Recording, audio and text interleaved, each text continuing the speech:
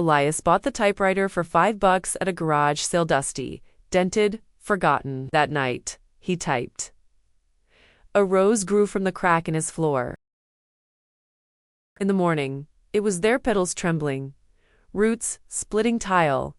He wrote furiously for days, a fridge full of food, a love letter from an ex. Money. Then, one morning, he found a note.